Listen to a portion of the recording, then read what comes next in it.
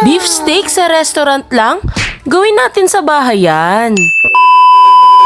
Nagpakulo na nga ako dito ng sweet potato dahil ito nga lang ang meron ako. Nang maluto nga ito, hinango ko na nga ito at gagawin ko nga itong sweet mashed potato para sa side dish ng aking beef steak. Nilagyan ko nga ito ng asin at paminta para hindi tumabang kagaya ng jowa mo.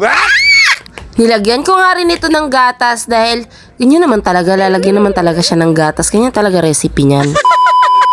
Naglagay na nga ako dyan ng butter para sa aking second side dish na mixed veggies.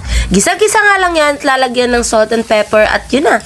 Boom! Beef shanks nga pala ang gagawin nating steaks dahil ito nga lang ang meron doon sa binilihan ko. Itap nga lang natin ito ng paper towel both sides para mawala ang excess na moist. Season nga lang natin ito both sides ng salt and pepper para siguradong masyalap!